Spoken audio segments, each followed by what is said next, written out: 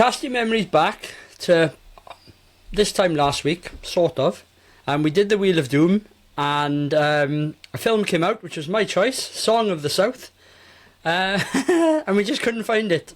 Even dodgy downloads let us down.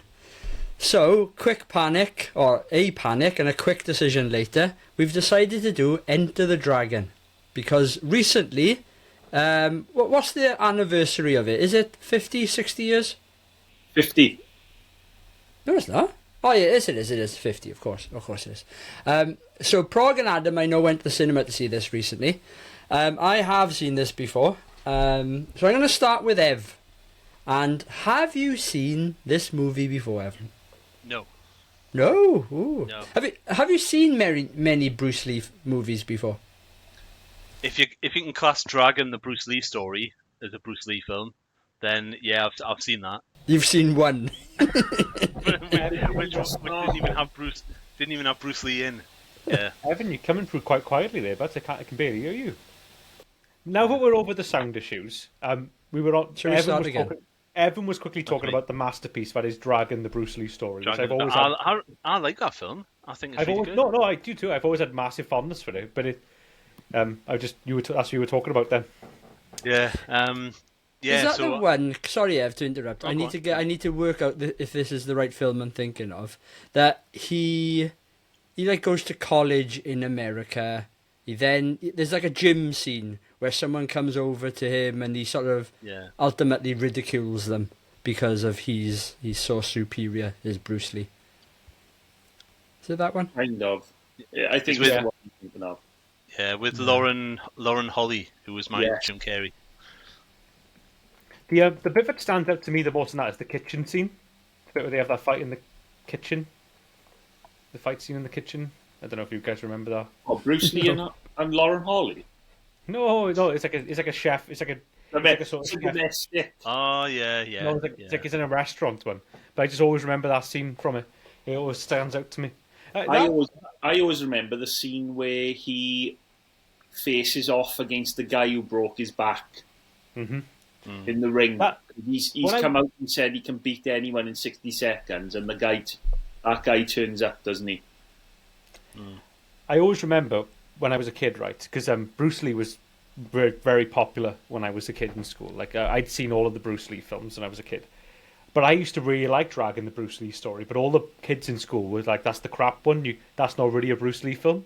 So I remember I used to tell everyone I didn't like it. But really, I used to watch it quite often in the house because I used to think it was a good film. But if it's one of those ones if you asked me in school, like, yeah, Dragon's crap. But really, I used to watch it quite a lot. Look at Adam trying to fit in with the cool kids. Yeah, it was peer pressure, because all the boys were like, can't say you like Dragon, the Bruce Lee story. It's not even Bruce Lee. With all the Kung Fu Ebervillians. Yeah, there was a big. They were really popular movies when I was a kid in school, like Bruce Lee and Jackie Chan films, and like even other martial art films like the Blood Sports and No Retreat, No Surrender, Kickboxer. Like there was an absolute there was a big culture for like those sort of films when I was growing up in Abu. So I'd seen all these sort of films growing up, Bruce Lee's and all that sort of stuff. Best of the best. Yeah, it had to be done. Yeah, it's a Valley Boys training. It is to be Valley's warriors, Valley Commandos. Yeah, Valley Commandos. Yeah. So sorry, Ev. Finish your story about Bruce Lee, buddy. I know. I have Jesus, but. Oh yeah, no. I didn't have a story, to be honest. That was only one. That was only Bruce Lee film I saw. So I've seen quite a few of the Bruce Lee films. Fist of Fury. Is it Return of the Dragon? Which one is this one before this one? Way of the Dragon is Way of the Dragon. Sorry, it's not two titles. Yeah, and I've seen this one previously as well. So I have a neighbour, and Prog may remember him. I think he worked in Asda. Daryl. He was a year older than us. Maybe, yeah. Maybe. I can't remember his surname. Anyway, Daryl lived a couple of streets away from me, and I didn't really bother with him much. But when I did, and I always remember two things about his house. He had like an amazing martial arts back catalogue of every film possible. So that's how I was introduced to Bruce Lee. But also he had amazing toys. He was the sort of guy who had like every Star Wars figure and like the big play sets that went with it, the Millennium Falcon, Jabba's like, I don't know, whatever it was he had, the play set to that. But also he had this Brave Star toys. And I used to love going around his house. I don't know if you remember the Brave Star toys, but like a He-Man figure was about, I don't know, 5 inches. The Brave Star ones were even bigger again, and it always stood out. So yeah, fond memories of going round and playing Brave Star and watching Bruce Lee. I always remember, like, there was always that kid that had the best setup at home. So I always remember when I was a kid, the Batman cartoon was massive when I was a kid. Like remember the 1991 animated brilliant series that was. Yeah, or 92. But a friend, this guy I used to know in school, Kieran, his name was. He had like all of the toys from that. He had the Batmobile. He had even all the baddies. He had all the Two-Face toys and Joker. He had all of it. I used to love going around his house after school and just playing with those Batman toys. Can I come round and play with your toys, please? Pretty much, yeah. I mean, that's how it used to be like when you were. Remember those sort of days when you were a kid and you'd be like, you go around your mates after school and you just raid their toy box and just be like, you just, play with their toys. It was just how it went, wasn't it? Like, really, it was good times. So that kid, Dad, was he an only kid? No, he had 2 brothers like me, but his parents must have had better jobs because he had. I always remember as well. He had a Sega. I had a Sega as well, but he had a Sega Mega Drive with loads of games, like just so many games. And I only had like 4 games for the Sega, but he had like loads back then. Go on. Dad, you just said you had 2 brothers like me. Does that mean you were counting yourself as one of his brothers, or that's why he was around playing his toys all the time? No, I mean I had 2 brothers. I have 2 brothers and a sister, but no, he was he had 2 brothers like I had 2 brothers at home. But I'm just saying his parents must have. His parents are on better money, obviously. I just like the idea that you would be there in the house somehow, and they just be like, you don't live here. Just like, go home. Don't make me go back to that house without any Batman toys. No, like that.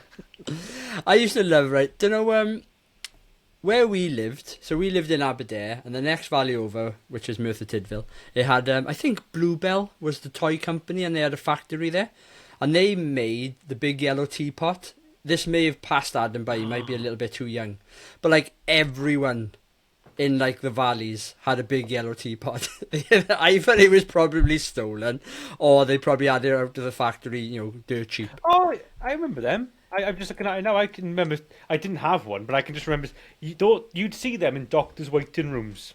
Because every valley's kid had one. That's right. That is the quintessential doctor's waiting room toy. Do you remember like when you go to the doctor's waiting room as a kid and you just have like a random box of toys you just play with, just while you were in there, like it'd be like a big yellow teapot, and then the characters that normally go in there, they're long gone, and you're playing with like, I don't know, a bloody Ewok and Mumra or something on the wrong play set. I used to want one of them, and I never got one.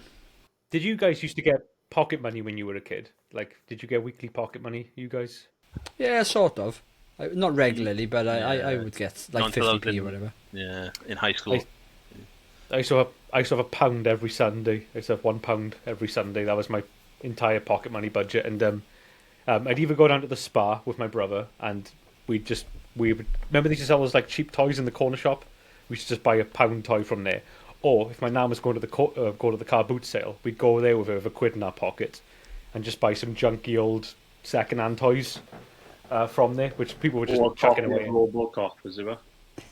Yeah, something like that. But I always remember once, me and my brother went there and with my nan, and this show passed me by a little bit, but I still had it. Do you remember Mask, the old 80s cartoon? I never really watched the cartoon of it, but I always remember for like this woman must have just felt like just wanted to get rid of this big hunk of plastic, because why wouldn't you? And for like £1 I bought like the old the giant like garage. Boulder Hill, it was called. Yeah, it was like a big mountain, and it opened up, and it was all stuff underneath it. But I just remember buying that when I was a kid from a car boot sale for like £1. Oh my god, that's it right there! I'm looking at it right now. Yeah, that's what I had. It's called. Is it Boulder Hill? Yeah, I've just got. I'll share my screen so everyone can see it. But it used to have a little boulder that sat on top of like what looked like a volcano, and then the gun would pop up and the thing would come down. Do you know what I always thought about that though? How did they get a boulder back up the hill? Once they see it once, it's over. Because there's a petrol station in like a rock face, wasn't it? And then that would fold down and guns would come up. This is I used to prefer Mask to He-Man and Thundercats and all that, and I think it was because when you bought a vehicle or something from the Mask set, it could change into something else. So it was almost like having two toys in one. That's why I also loved Transformers, because you would have like a figure, but it would turn into a car or a van or something. There we go. That's what it is. But I gotta be honest, while I was looking at it, doesn't that one look like a big steaming pile of crap? For there. That's like a big plastic dog pooed on it. How basic does that look now? But when you were young, I remember that being much better than it. Right. When we were younger, I think you remember this as well, there was a number of play sets that you probably wanted. I always wanted Boulder Hill, never got it. The other one I always wanted, and Prog, you may have had this, was the Ghostbusters head fire station. Did you have that, Prog? Oh my word, I wanted that so badly. Yeah, but didn't you have the Thundercats one? No, I had like a little version of it, not the proper one. And the other one, Thundercats, Panthro's vehicle, I can't remember what it was called. Was it called the Cat? Was it? Yeah. I used to love that. I had that. Kenner, that's the one. Oh my god. I had that when I was a kid. I didn't mean to click on that one. 485. Wow. I remember, right? Look how basic it looks like. Yeah, but this one, it's missing the pole, because what happens is, there used to be a little red platform that twirled around the pole. Yeah. And right at the very top of the station, there were some grills, and you could put the slime that came with some of them through it. I had Ecto 1, though, on Ecto 2. I can actually remember, right, when I was a little kid, if I was at night time, if it was like cold out, I would lie under my blanket with that on my lap, the Ghostbusters fire station, and just have I could just remember I don't know how you get lost in stuff as a kid with toys and stuff, but I just remember vividly playing with that quite a lot when I was a kid. I absolutely loved that. It's called imagination, Ad. Yeah, I know, but it's so weird to think back on now and Oh, it's brilliant. So my youngest is 3. And he's just started to do that imaginative play. He's getting little figures. Playmobil, we've bought him. And I'm on the hunt, actually, for a second-hand fire station from Ghostbusters for that. So get in touch with that. Rewind the movies, people.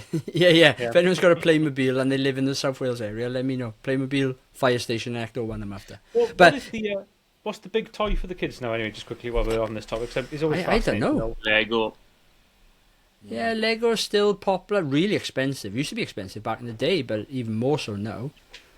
I don't know, because all ours were sort of based around cartoons, weren't they?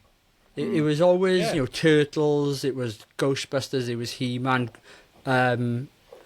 Transformers. But I don't know what big toys there are now. Action Force. Or G.I. Joe for our American listeners.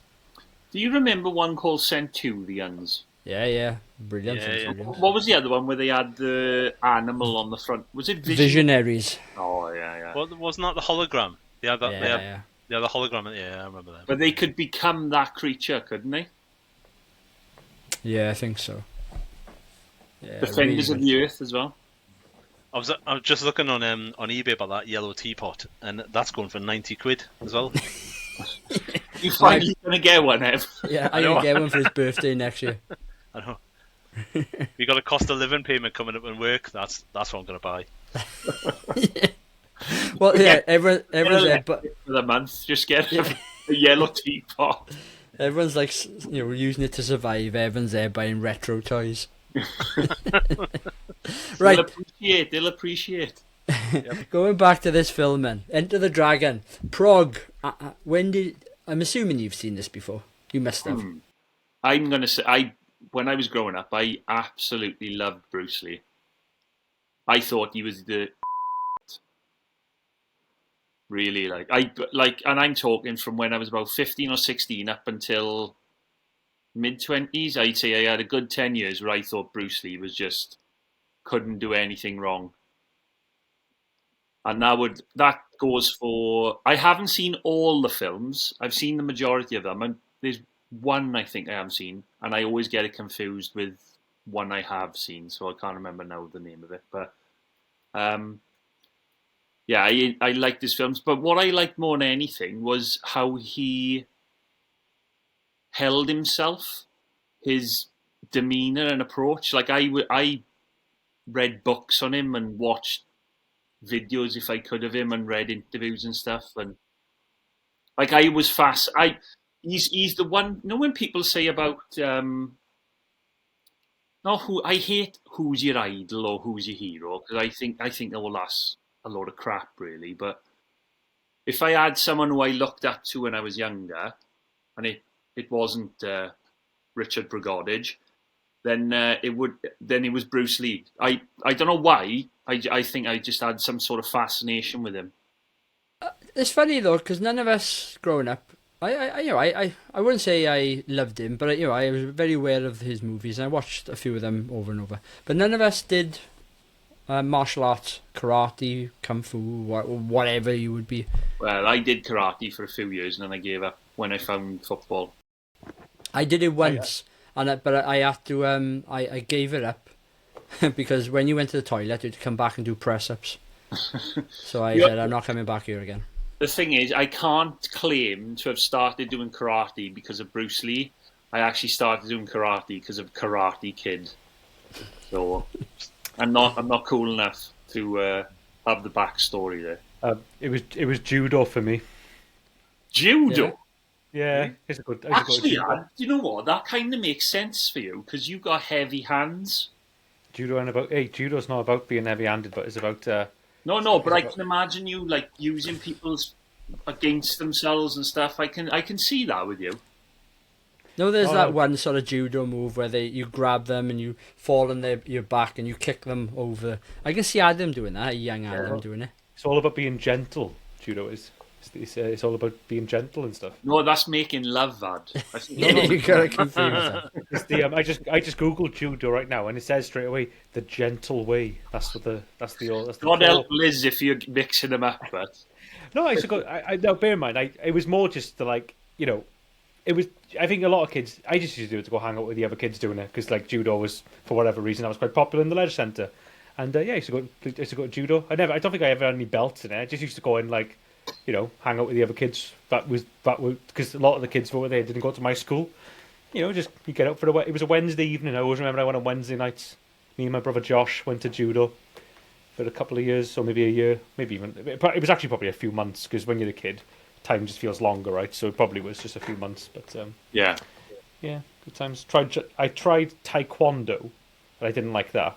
I thought that was crap. So I was like, let's end judo. You could have been an MMA fighter right now, Ad. We could be in Vegas watching you right now. If only I did a few more judo lessons, right? I wouldn't be on this podcast right now. I'd be up there with Conor McGregor and all that, wouldn't I? Just busting chops and stuff. But but.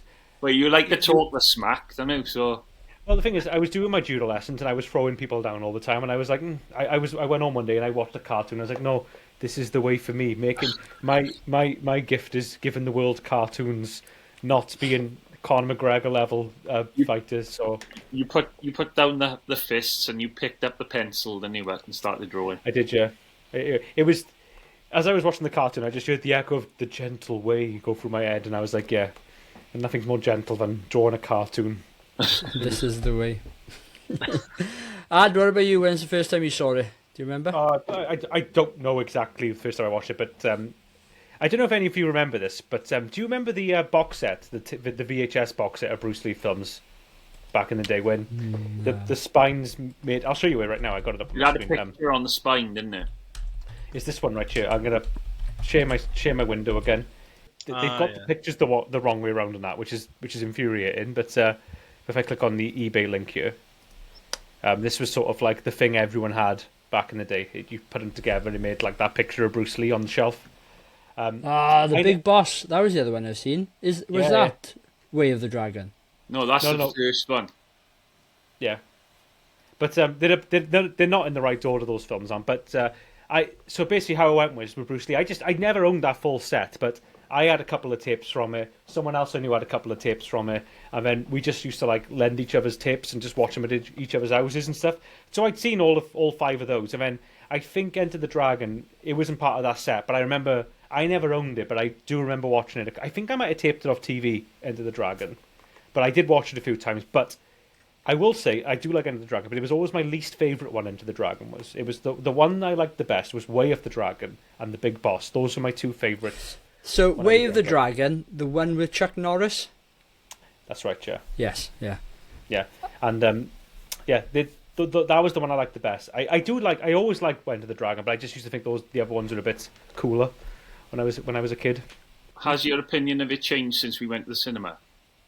Yeah, I still love it. I always liked it when I was a kid. I still liked it now. I mean, but I just remember I haven't watched the other ones in years, so maybe if I watch them, I might be like, oh, I still prefer Way of the Dragon and stuff. But I'm just saying, I just distinctly remember feeling like that when I was a kid. But also, another funny thing about these, I always remember there was a kid in my school that was like the hardest kid going. He was like this proper bully in my school, and he just used to knock lumps out of people all the time. And one day he saw me and my friend swapping over some Bruce Lee tips, and he used that as a chance to become friends with us because he was like, oh, I like Bruce Lee as well. So Bruce Lee saved me from getting an hiding from that boy. So that's why another reason why I've always been a fan of Bruce Lee, because I remember him being like, what's that over there? And like just trembling, pulling out this videotape. He was like, oh, I like Bruce Lee as well. And he was like, totally, that's what his voice was like when he was talking. Yeah, he was 42. Still in school. That's what he sounded like when he was 12. He was like, oh, I like Bruce Lee as well. And he was like... he was on 20 a day when he was 12. And I just remember sitting in... It was in my French class. I always remember it was in French. And I can remember sitting with him next to him throughout the lesson, and we were talking about our favourite, like, kung fu films and stuff, and and he was telling us what ones to watch, and me and my friend Steve were telling him what films to watch. I always remember, since that day, he never gave us any bother. He never did. So thank you, Bruce Lee, for... Bruce Lee buddies. That's right, yeah. So it goes. Shall we move on then to our sort of favourite aspects of this particular movie? What have people got? Who wants to go first? I'm going to go with the 3 main guys. Bruce Lee, John Saxon and Jim Kelly. I think all 3 of them are so cool in this film.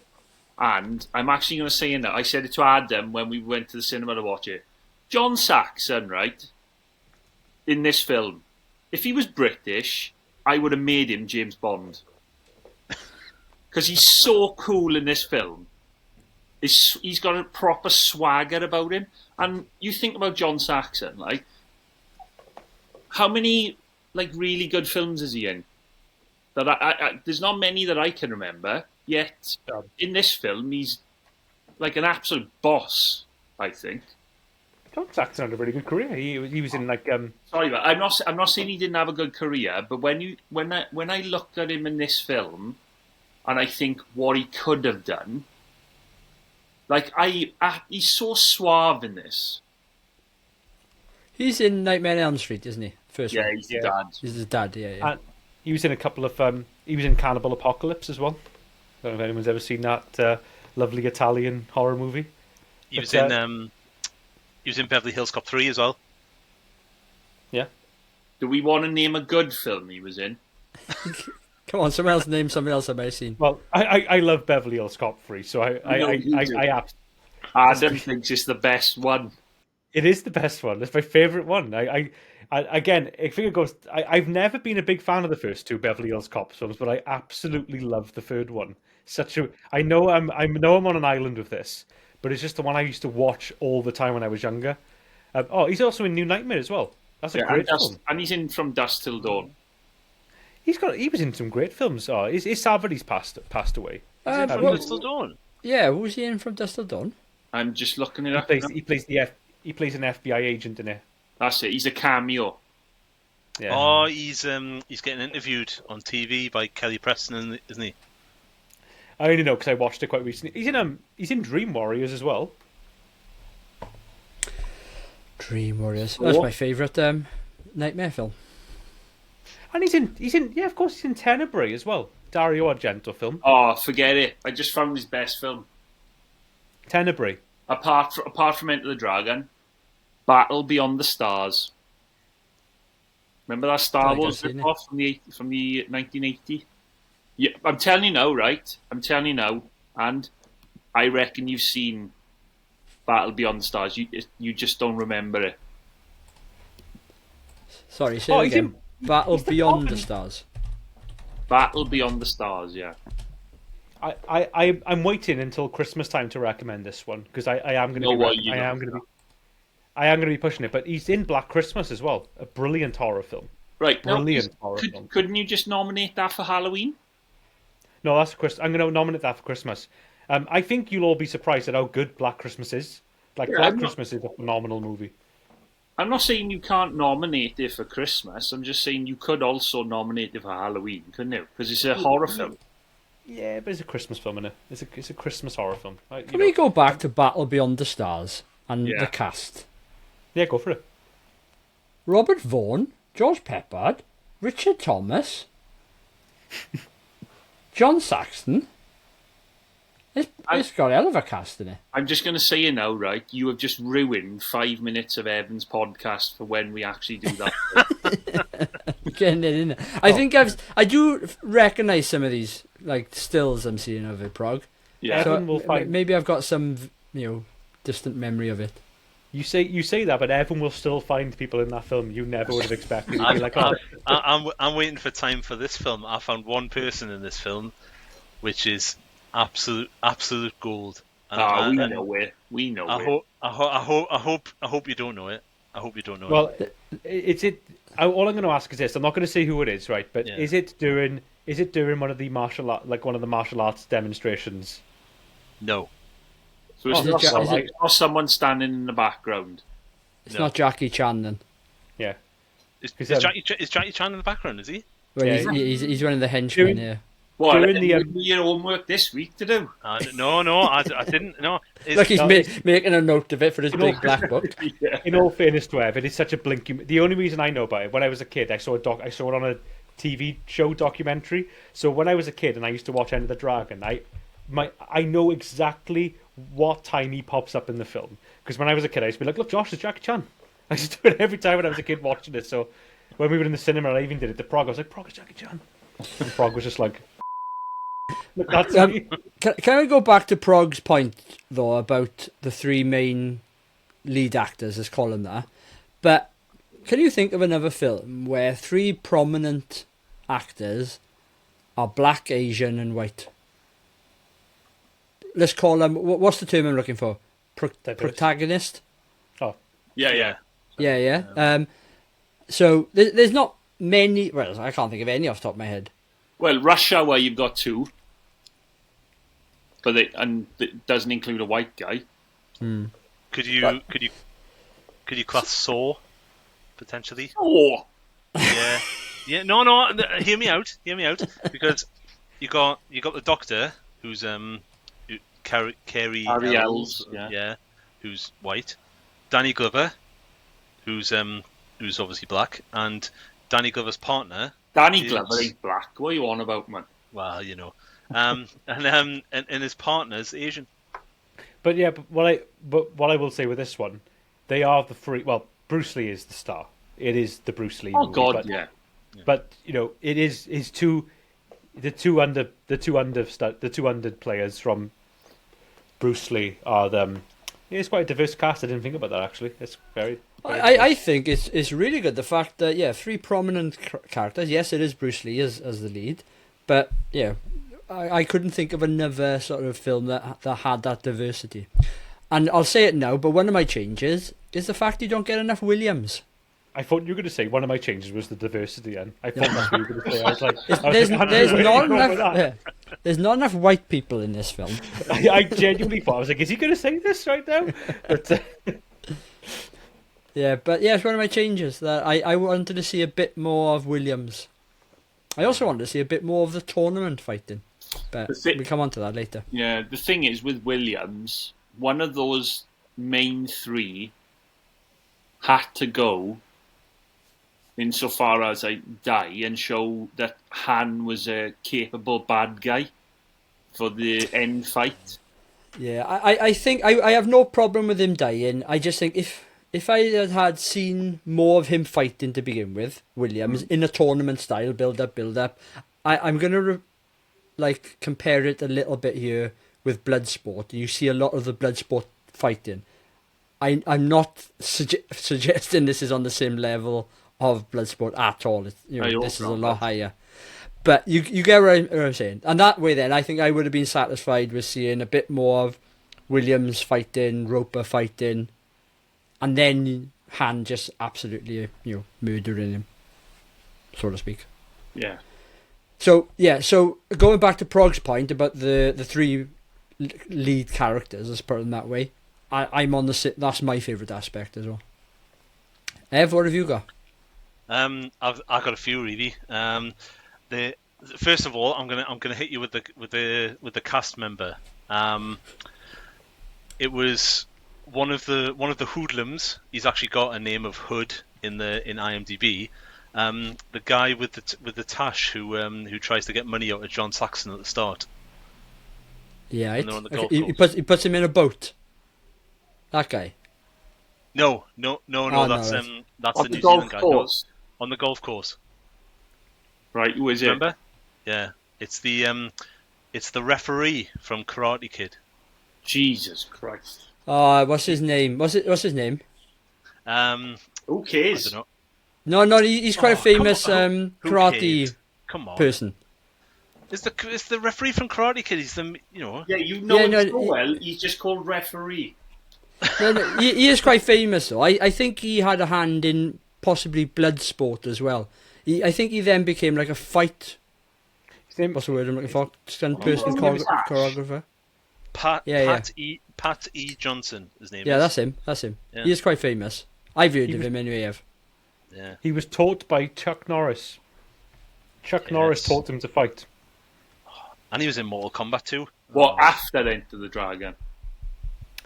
No, from birth. He was born, and Chuck Norris started to teach him to fight. He was born in a dojo. I've got a fact about Chuck Norris, and it's a real fact. None of this ones you read on the internet. He's so hard. He learned Russian by speaking Chinese and stuff. Is it? No, that's a real one. But obviously, he was in Way of the Dragon, and he was considered for the role of O'Hara. And I think O'Hara's the guy with the scar on his face, isn't he? Yeah. Yeah. But he declined it because he didn't want to be seen as having another sort of cinematic loss to Bruce Lee. So, when I was looking at it, in my head, I thought that was Chuck Norris before I watched the film, and then obviously I realised it wasn't. Yeah. Did you know that Chuck Norris can pick up a missed call? Are you on a website, Dad? And he can slam a revolving door. Some of them are absolutely. The one I like is Chuck Norris can swim through land. Chuck Norris can speak Braille. When Chuck Norris was born, he drove his mother home from the hospital.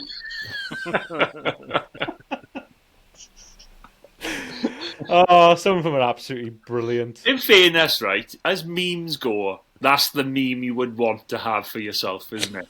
Oh, yeah. What I love about the Chuck Norris meme is you completely forget about it, like with all memes. When someone mentions him, and then you suddenly think, I'm going to look at some of the facts, and then you can spend a good hour just reading some absolute gold. Like, I'm having a look at some now. Chuck Norris can gargle peanut butter. Chuck Norris went to the Virgin Islands. Now they are just called the Islands.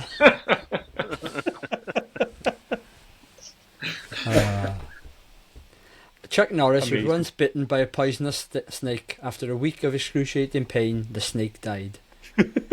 There's loads of them ones. Some of them are just, great stuff. Right, last one from me. Chuck Norris doesn't pay taxes. Taxes pay Chuck Norris. and also Chuck Norris plays the violin with a piano. Yeah, those are my favourite ones because they make absolutely no sense. Giraffes were invented after Chuck Norris uppercutted a horse. Last one, I'm clicking off it because we'll read it. The podcast will just be us reading Chuck Norris jokes all night.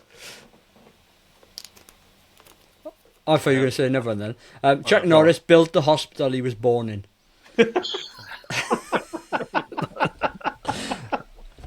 Right, come on. Can we just do this for an hour? Yeah. Come on, favourite aspects, Ev. All right, hold on. I'll crank them out. The music is very 70s Shaft. I love Good the score. choice, It's my honourable mention for favourite aspect. Is it Lalo Schifrin who did the Mission Impossible theme? Is it? Yes. Yeah. And the proper sound effects for the punches and kicks. So it's like whoopsh, whoopsh, and all that. Well, the entire movie is dubbed, isn't it? What's the correct term? Prog and Adam will know. But it was filmed, and then the entire movie is the dialogue Post. is put. Yeah, is post, isn't it? So. And I gotta say, it's what Prog was saying about making John Saxon Bond. They have a phone in a golf cart. That's like pure Bond right there, isn't it? Especially this is like, was it 72, 73? Yeah. And I don't know whether this. Can you see where I'm coming from with John Saxon as Bond, though?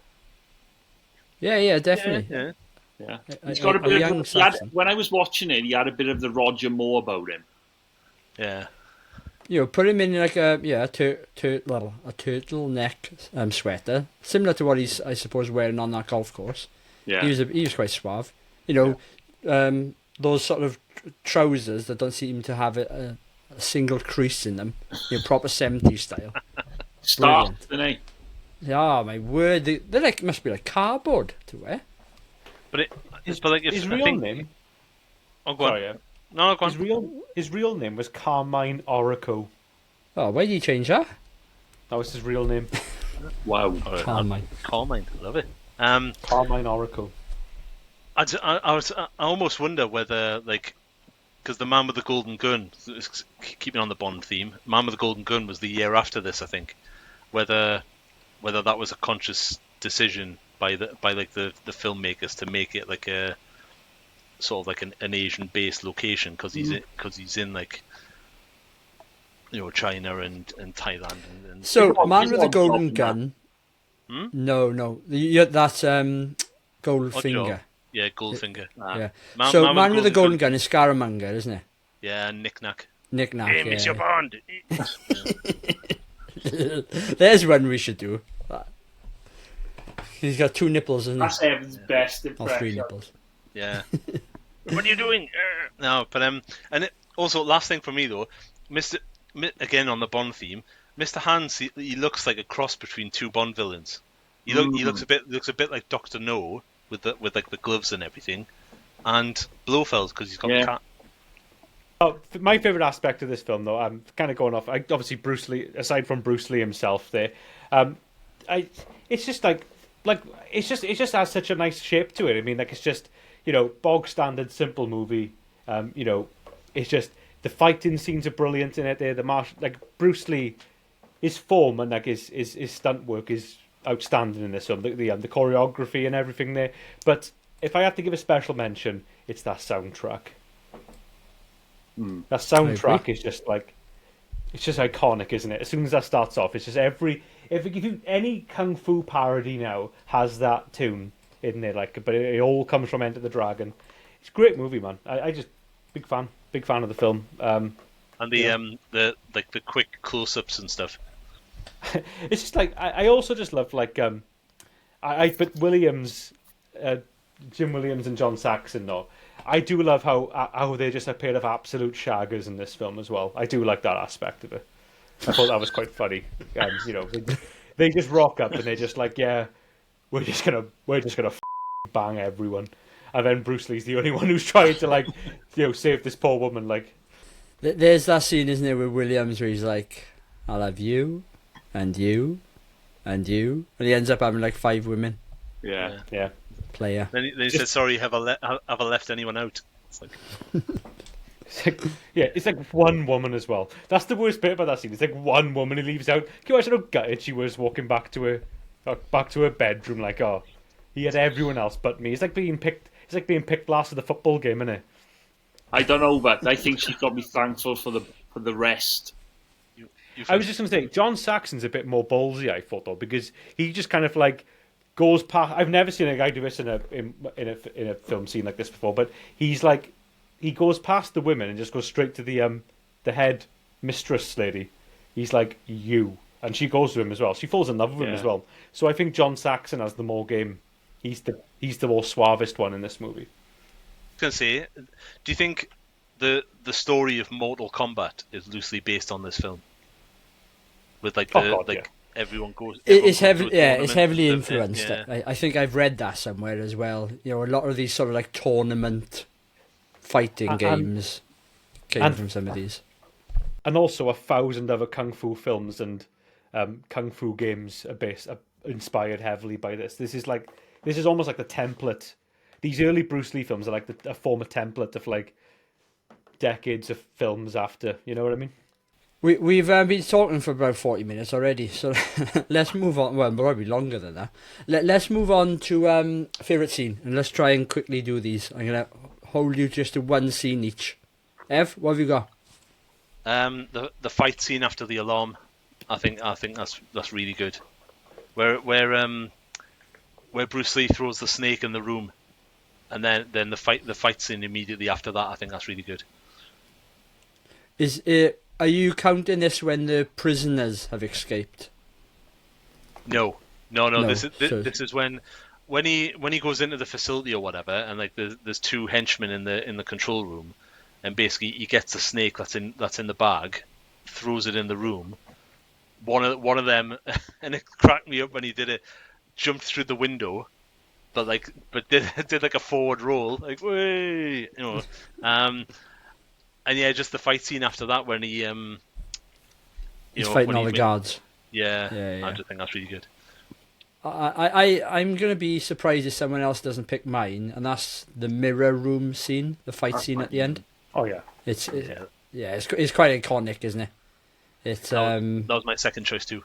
Yeah, it's well, I'm sure other people will add to this, but I just think I remember watching it as a kid, and you know the suspense and the oh my word, where is he scenario, and I think also loads of other films have done something very similar since then. I think it does something similar, doesn't it, and whatnot. So yeah, I reckon you could probably find easily 10 if you had a good think or a search on the internet. Can I say two things about that scene? Number one, I didn't think that was going to hold up because I hadn't watched the film for a while. I was like dreading coming to that scene, but I thought it was brilliant. Number two, Hans is a dirty bugger, and he got all those mirrors in that room with that bed. Like, I reckon he's doing some stuff there. Oh yeah. Well, they're all his sisters, aren't they? No, he had a room with his daughters. Daughters, that's what it is, yeah. Yeah, but they were like downstairs in some sort of part of the basement or dungeon or whatever. He had all the other call girls upstairs, didn't he? Anything else to add on the mirror scene before we go on to changes? Oh, well, it's classic and iconic in it. But I've always loved the quote, don't concentrate on the finger pointing at the moon and stuff. That's always been one I've always remembered. Remember that bit? It's like the most famous, one of the more famous Bruce Lee quotes. But it's a cool little scene as well. But you both said the mirror scenes and what I would have said basically. So, but I love I do love the bit where like John Saxon, like is I do love the bit where John Saxon knocks out the three mafiosos down by the pond, down by the fudging pond. Yeah, the beginning of the film. Yeah, he just kind of he shows his strength and just belts them all out. If you think about it now, right, so many films have borrowed from this movie. You know, that whole, you're invited to a tournament, you see them then travelling to the tournament. the actual fight scenes in the tournament itself, and then there's something at the end which is for the greater good. I tell you what's really iconic about this film for me is Bruce Lee with the three scrapes, whichever wherever it is on his body, whether it's on his cheeks or whether it's on his chest, and it's from Hans' hand, or claw, I should say, and that claw at the very end when it's stuck into like the piece of wood. As soon as that bit came on for the movie, I was like, oh my god, I forgot all about that scene. But of course, it's again another quite iconic scene to close out the movie. Is that what Bruce Lee's looking at right at the end of the film? Before the credits roll up? It's the claw that has the furry bit of hand on it. And it's in like a piece of wood. Yeah, but that's the last scene of the film before the credits roll. I don't know if it's the last scene, but it's definitely one of the last scenes. Because I didn't know what that was. I was going to ask in here. I was like, "What's he looking at?" Because Bruce Lee looks at that before he walks off, and then the credits come up. Let's move on to changes then. What have people got? I can see Ev. Go on. No, I haven't got anything. Well, it's not so much changes. It's just sort of a couple of observations. Casual racism from the coppers who tried to pick up Williams. Casual racism? Well, I'd say casual racism. It was a bit beyond casual. Formal racism, shall we say? Yeah, but you need that. But then you get the satisfaction of seeing Williams knock them both out and nick the police car. I love the fact he nicks their car. He doesn't even just run away. He nicks their car. Brilliant. Yeah. And he puts the siren on. Yeah. I don't know. And I just found it funny, like the right at the start, the first fight that Bruce Lee has, it's a bit of a mismatch though, because he's fighting like a fat lad, and there's Bruce Lee with like his big massive like cut physique, and there's this like the fat lad who, to be fair to him, he's doing like a few sort of somersaults or whatever before Bruce Lee over him. But... I've got a couple of questions and observations as well. It does the typical movie trope of one person fighting the main person at a time. I can forgive that. It's a film of its time, and it makes for better viewing anyway. Because if everyone just jumped on him, end of movie.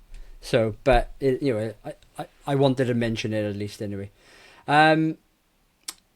At times, I'm not the greatest fan of the point of view shot of Han, what's his name? Han, whatever his name is. When he's like trying to fight Bruce Lee, and he's got his claw in front of him. I'm not a fan of that shot at times, but it doesn't take away from the film for me. There was a continuity error in the sense that Han slashed at Bruce Lee once, and Bruce Lee in the next shot then had scrapes on both cheeks. He didn't do sort of like two swipes. Yeah. For me, one element has dated, I think, with Kung Fu films, but I have a love-hate relationship with it.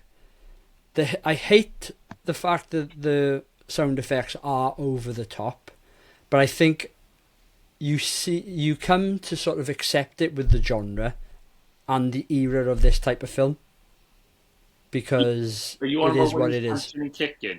Yeah, like the proper sound effects and the vocal sound effects as well. Right. Yeah, but that's synonymous with Bruce Lee. Yeah, no, exactly. That's what I'm saying. So, although it gets on my tits after a while, I think it's Bruce Lee as well, isn't it? Do you know the weird thing is that I kind of agree with you, but when it comes from Bruce Lee, I don't care. Yeah. No, I agree. It didn't take away from my enjoyment of the film. But it's Michael Jackson doing his he's, isn't it? If anyone else done it, I wouldn't want to listen to that. And then two other points. The one bit I really dislike about the film is the transition when they go into like the I was going to say the dream sequence, but it's not a dream. But when they think back, so Williams and Saxon are both travelling to the tournament, and they have their flashback scenario, and it's a proper like blurry sort of transition. It's yeah. But again, you got to remember this film is 50 years old, so yeah. How would you do the transition? I probably would have done it the same. I'm not a filmmaker. Ooh, I would have done it Wayne's World style. What would you do?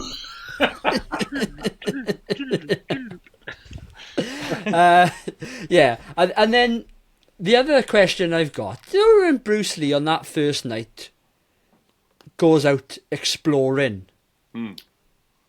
How comes the 3 or 4 guards that he beats up, how comes no one can explain to Han, what his name is, what he looks like?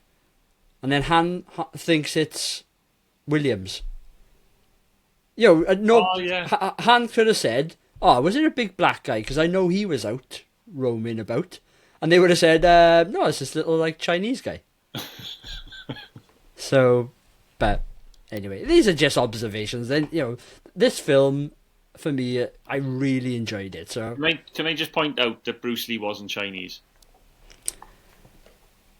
Was he American Chinese or Chinese American? He was Hong Kong. Oh, was he? Okay, I stand corrected. There's the bit of racism I'll have to take out of the movie, out of the podcast. Ad, have you got anything? No, not for changes. No. The thing is, like, obviously there are parts of the filmmaking which are a little bit, they've dated a bit, but ultimately it adds to the charm. So I wouldn't change a thing in this film. Like, you know what I mean? It's like, okay, if you want to get really technical about it, I'd say for anyone that might, like myself, look to buy 4Ks and stuff. Some of the transfer shots are a little bit blurry. I'm guessing the one me and Prog watch in the cinema is going to be the same one they release on the 4K disc. But again, mostly it's a very nice transfer, I found. But what are you going to do? You're looking at a 50-year-old film, for God's sake. There are going to be cracks. And there are going to be I just find it amazing that they're able to do it. Take the film that is 50 years old, that was that was filmed on whatever old stock, which has probably been sat in some storage somewhere and deteriorated slightly, surely. Well, no, because it is a Warner Brothers film. It was a pretty big movie at the time. It was a huge movie, and so it wasn't shot on a gold film or anything. It's that's the thing with film, right? If film is beautiful. It's like no. But I'm not saying it was old, but it's 50 years old. Ultimately, that's what I'm saying. You're wondering how much it can degrade. Yeah, degrade and how much you can upscale it anyway. But ultimately, Adam's right. It is still a good-looking film. I think it's pretty good as long as it's kept in the tin. As long as it's not kept out, as long as it's not left out, I think you're fine. It's sunlight that it's sunlight that or exposure to light that'll ruin film, not air so much. Right. Before we wrap up this podcast, a couple of things I want to mention. Paolo Yang, or whatever his name is, the guy who was also in Bloodsport. I'm surprised we've gone like an hour into this podcast and he hasn't had a mention yet. But my word, he was a beast, wasn't he? He was huge. Massive guy. I think he was bigger in Bloodsport though, wasn't he? I don't know. Because he was a bodybuilder, I think, before he became an actor, wasn't he? And that's why he was so jacked. Well, he wasn't just jacked, he was massive. But, yeah.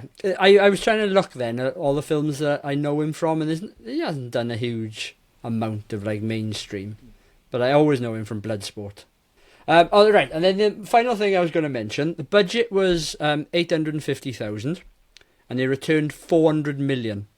Not bad. Right, isn't it? Unbelievable. Prog always says about this though, because I got another fact. Normally, what the cost of the film was budget wise is normally separate then from what they use from a marketing point of view. So the budget for marketing was over £1 million. It was unlike any other promotional campaign that they'd seen before, and is extremely comprehensive. To advertise the film, the studio offered free karate classes, produced thousands of illustrated flipbooks, comics, posters, photographs, and organised dozens of news releases, interviews, and public appearances for the stars. So their marketing was more than what the film was. I wouldn't mind betting that the marketing technique for this film they used going forward for a lot of other, bigger pictures. But if you think about it now, right, let's round that up to say that the marketing and the budget was £2 million, is 1.8, right, million. So that's 2 million to return 400 million. And I don't know if that's adjusted for inflation or whatever, who knows, but still, it just shows how of a massive movie this was. They never adjusted for inflation, but that's 400 million, what it took probably in box office, and then maybe like subsequent re-releases in the cinema in the decade after, perhaps. But 400 million in 1973 compared to now, it's going to be $1 billion, isn't it? Well, we did something similar, didn't we, with French Connection? It's not 2 trillion, Ad. 2 trillion. Oh my god! I can't make heads or tails of that graph. There's too many zeros. Yeah. No, that was quite complicated. That. Just count the zeros. Inflation. It's probably 2 billion. I'm assuming.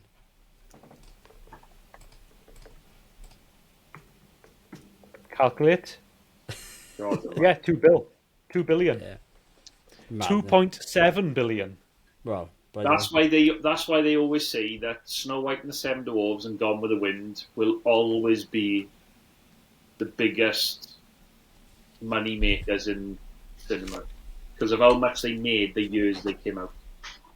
And I'm assuming that figure of 400 won't include then sales of home video and things like that. Well, it says box office takings. Yeah. So, well, I reckon sales of nunchucks after Bruce Lee movies in the 70s went through the roof. Yeah. Not in Britain. Remember they cut those scenes out, didn't they, for TV? Well, yeah. Well, they were banned in Britain, weren't they? Right. Let's wrap this up. Let's wrap this podcast up and ask the final question that we always do. Evan, would you recommend this movie? I would. Yes. Frog? What about you? Yeah, I'd recommend it. I still really enjoy this film. Ad? Yeah, I reckon modern young people today would enjoy this as well. I reckon it stands the test of time. What's your mark, Ad? Oh, I think I'd give this one like a 9 out of 10. What did I give? Yeah, I think I'd give it a 9. I wouldn't have given it a 10. It's not quite. Yeah, 9 out of 10. Bang on. And what was it great to see on the big screen? Yeah. Oh yeah, it was amazing. And also the cinema was jam packed, full. It was like there wasn't an empty seat in the house. It was really full in there, and it was just like it was all a big bunch of nerdy men. I was going to say, was it all 40s and 50s middle-aged men trying to relive their childhood? There was one moment of the screening I didn't enjoy, but Which was? Oh, when the guy behind us took a phone call. Oh yeah, some guy just like straight up behind us, just started having a phone call in the cinema, and Prog did the all. I didn't realize he was. I thought he was talking to his mate next to him. I didn't realize he was on the phone. Yeah, I turned around and I said, "Mate, come on, get off the phone!" Like, did you specify whether you would recommend it, Anne? I'd recommend it, yeah. Oh, the longest way round to that ever. Right, shall we wrap this up and do our next choice? The Wheel of Doom.